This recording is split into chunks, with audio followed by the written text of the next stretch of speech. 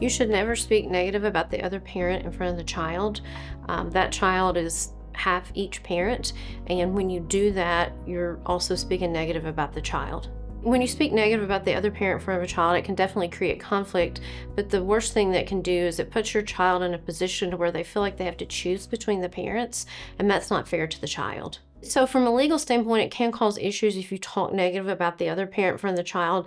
First thing is judges don't like that. So if it is proven that you've been doing that, a judge will not look favorably upon that. So that can cause some issues. And also if you're already, separated, or if you already have a parenting plan in place and there's language in that plan that you're not to speak negative about the other parent from the children, that could give rise to a filing of contempt, which means that you've violated a court order, and that can carry sanctions such as jail time and certain fines and penalties.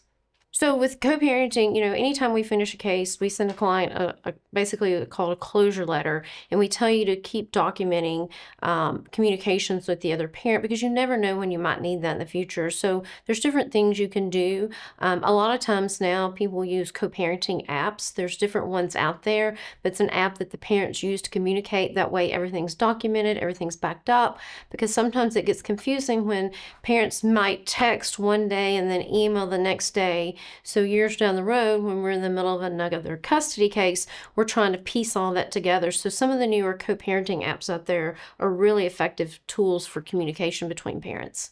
You should document anything that you feel like doesn't fall within the parameters of your parenting plan.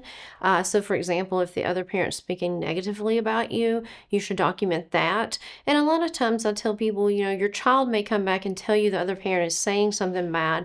That's where it's important that you be able to communicate with that other parent, because sometimes children may feel in the middle of that conflict, and so they'll tell the parents what they want to hear, and maybe not always necessarily what's going on. So those are things you should document. You should also document if the other parent's not following the parenting plan, such as if they're not exercising all their time allowed for under the plan. So I tell people it's a really good idea to keep a calendar and document that, because what's difficult to do is 2 years later, when you know the time has not been exercised, it's to go back and recreate that calendar. So if you start missing exchanges or not exercising your co-parenting time, one thing that could happen is the other parent could petition the court to basically say, look, this parent's not exercising their time, and I should have a parenting plan that shows and reflects the time that's actually being spent with the child in my house versus the other parent's house. So you might be facing a petition to modify a parenting plan. So the biggest communication mistakes I see are parents talking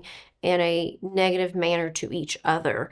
I always tell people, when you're talking to the other parent, remember at some point in the future, this might be shown to a court. So you want to make sure that you're respectful, that you're polite, to the other person, because what you don't want is to be that parent who talks bad to the other parent, and then, a year's worth of that communication later shows up in front of the judge. Yeah, so the best communication, it's hard to say for each case, because, different people communicate in different ways.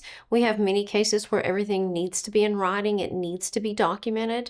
And then I have cases where people can get along really well and they can just simply pick up the phone and call each other. So a lot of that's going to depend on what your relationship is like with your former spouse or your former partner. So a lot of times when I have what I consider to be high conflict divorces, that's a lot of times when we advise people to only text or only communicate through an app, especially too if I've had a situation where we've found the other parent to not be telling the truth about what happened in a certain situation. Those are the type of cases that I tell people to make sure that they have written documentation. There's a lot of mistakes and different things that can happen in a co-parenting arrangement or when we're talking about custody. And it's things that you wouldn't commonly know. For example, I always tell people, make sure you refer to the child as our child, not your child, because the child belongs to both of you.